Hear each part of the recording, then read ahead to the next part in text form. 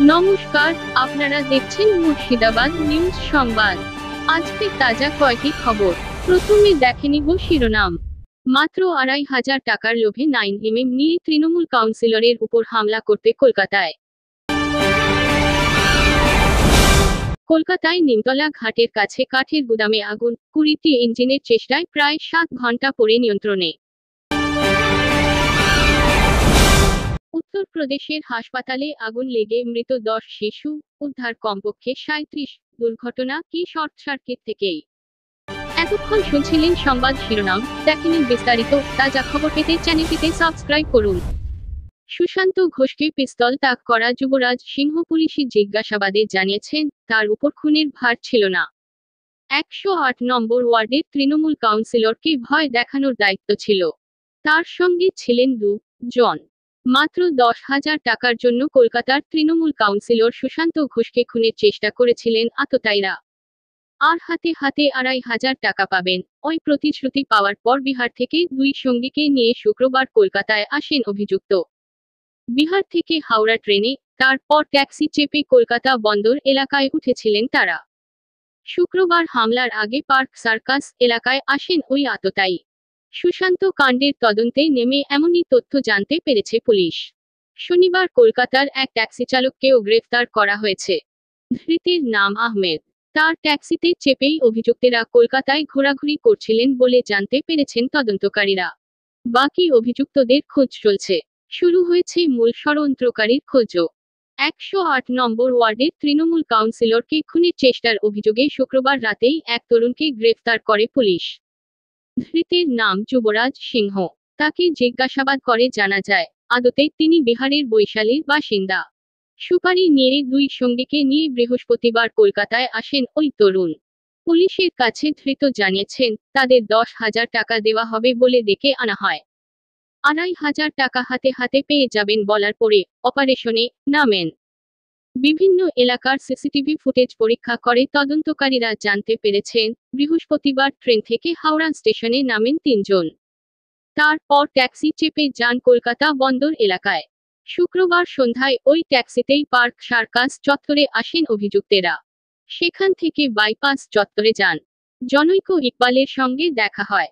সেখান থেকে স্থানীয় এক যুবকের স্কুটারে চেপে তৃণমূল কাউন্সিলরের কাছে গিয়েছিলেন। তারপরেই 9mm পিস্তল হাতে হামলার চেষ্টা। পুলিশ সূত্রে জানা যাচ্ছে, ধৃত ট্যাক্সি চালক আততায়ী এবং তার সঙ্গীদের নিয়ে বিভিন্ন এলাকা ঘুরেছেন। বৃহস্পতিবার ৩ জনকে বন্দর এলাকায় একটি বাড়িতে রেখেও এসেছিলেন তিনি। আরও তথ্যের জন্য তাকে জিজ্ঞাসাবাদ করা হচ্ছে। সুশান্তকে পিস্তল তাক করে গ্রেফতার হওয়া যুবরাজ পুলিশি জিজ্ঞাসাবাদে জানিয়েছেন, তার উপর খুনের ভার ছিল না। কাউন্সিলরকে ভয় দেখানোর দায়িত্ব ছিল তার উপরে। তার পিছনে আরও ২ সঙ্গী ছিলেন। কিন্তু ওই তরুণের পিছনে আর কাউকে দেখা যায়নি বলে জানাচ্ছে পুলিশ। পুলিশি জিজ্ঞাসাবাদে ধৃত জানিয়েছেন, কাউন্সিলরকে ভয় দেখানোর জন্য তাকে সুপারি দিয়েছিলেন জনৈক মোহাম্মদ ইকবাল ওরফে গুলজার। তার কাছ থেকে যে 9mm পিস্তলটি পেয়েছে পুলিশ, সেটি তিনি ইকবাল তাকে দিয়েছিলেন। তিনি আরও জানিয়েছেন, লকডাউনের সময় থেকে ইকবাল বাইপাস সংলগ্ন এলাকায় থাকেন। তবে তিনিও আদতে বিহারের বাসিন্দা। যদিও ওই তথ্যগুলো কতটা ঠিক, তা নিয়ে সংশয়ে তদন্তকারীরা। তৃণমূল কাউন্সিলরের উপর হামলার নেপথ্যে আরও কেউ রয়েছেন কিনা খোঁজ চলছে। খোঁজা চলছে জনৈক ইকবাল এবং যুবরাজের ২ সঙ্গীর।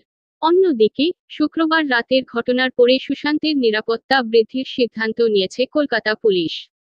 কাউন্সিলরের বাড়ির সামনে গার্ডরেল দেওয়া হয়েছে শনিবার।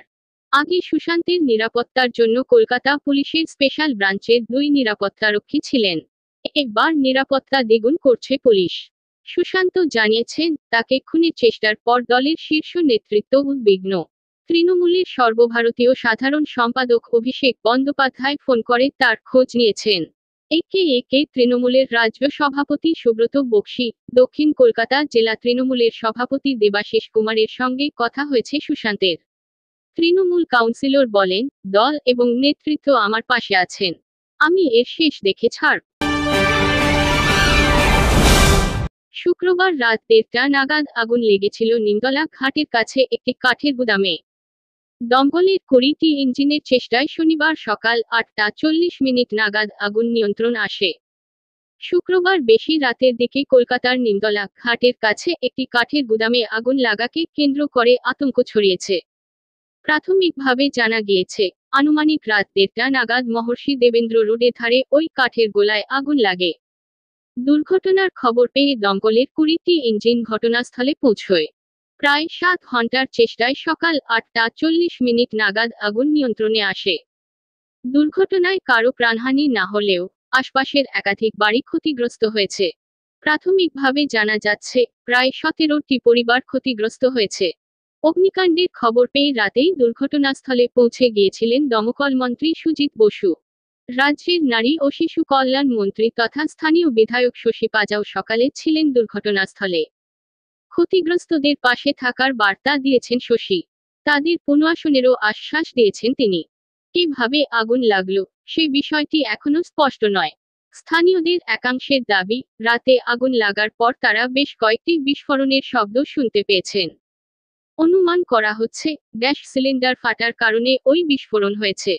দমকল মন্ত্রী শনিবার ভোরের দিকে জানিয়েছেন, প্রথমে দমকলের 4টি ইঞ্জিন দুর্ঘটনাস্থলে পৌঁছেছিল। পরে আরও ইঞ্জিন আসে। সব মিলিয়ে 20টি ইঞ্জিনের চেষ্টায় আগুন নতুন করে ছড়িয়ে পড়া আটকানো সম্ভব হয়েছে। রাজ্যের অপর মন্ত্রী শশী পাজাও শনিবার সকালে জানিয়েছেন, ক্ষতিগ্রস্তদের আপাতত অস্থায়ীভাবে থাকার ব্যবস্থা করা হবে। প্রয়োজনে কমিউনিটি হলকে এই কাজে ব্যবহার করা হবে। দমকলের পাশাপাশি কলকাতা পুলিশ এবং বিপর্যয় মোকাবিলা দলের কর্মীরাও দুর্ঘটনাস্থলে ছিলেন। প্রথমে একটি কাঠের গুদামে আগুন লাগলেও দ্রুত তা আশপাশের অঞ্চলেও ছড়িয়ে পড়েছিল। প্রাথমিকভাবে অনুমান করা হচ্ছে, দাহ্য বস্তু থাকার কারণে আগুন দ্রুত ছড়িয়ে গিয়েছিল। পাশাপাশি গঙ্গার হাওয়ার জন্য আগুন পুরোপুরি নিয়ন্ত্রণে আনতে সমস্যার মুখে পড়তে হচ্ছিল দমকলকর্মীদের। প্রশাসনিক সূত্রে জানা গিয়েছে, শুক্রবার রাত 10:30 নাগাদ ঝাঁসি মেডিকেল কলেজের NICU নিওনেটাল ইন্টেন্সিভ কেয়ার ইউনিট-তে আগুন লাগে। আগুন লাগার ঘটনায় শুক্রবার রাত পর্যন্ত 10 জন শিশুর মৃত্যু হয়েছে বলে জানা গিয়েছে।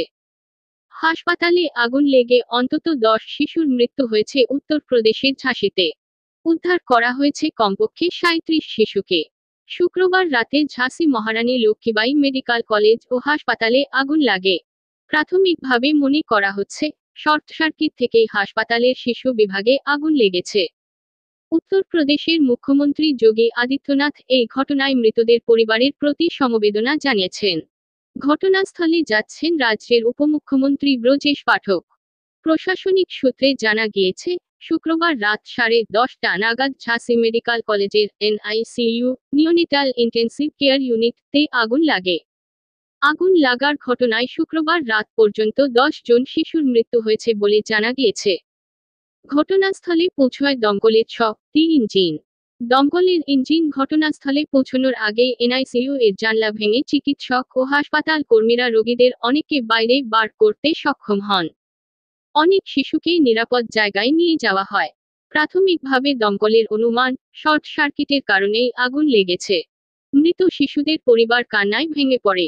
প্রত্যক্ষদর্শীরা জানিয়েছেন, NICU হঠাৎ ধোঁয়ায় ঢেকে যায়। দমকল পৌঁছানোর আগেই শিশু বিভাগের জানলা ভেঙে 37 জন শিশুকে উদ্ধার করে বাইরে বার করা হয়। ঝাঁসির জেলাশাসক অবিনাশ কুমার বলেন, ঠিক কী কারণে আগুন লেগেছে তা তদন্ত করে দেখার জন্য একটি কমিটি গঠন করা হয়েছে। বেশিরভাগ শিশুকেই উদ্ধার করা সম্ভব হয়েছে। এখনো পর্যন্ত 10 জন শিশু মারা গিয়েছে। মুখ্যমন্ত্রী যোগী আদিত্যনাথ মৃতদের পরিবারকে সমবেদনা জানিয়ে সমাজ মাধ্যমে লিখেছেন, ঝাঁসি মেডিকেল কলেজের NICU-তে আগুন লেগে শিশুদের মৃত্যু অত্যন্ত দুঃখজনক। মৃতদের আত্মার শান্তি কামনা করি। আহতরা যেন দ্রুত সুস্থ হয়ে ওঠে।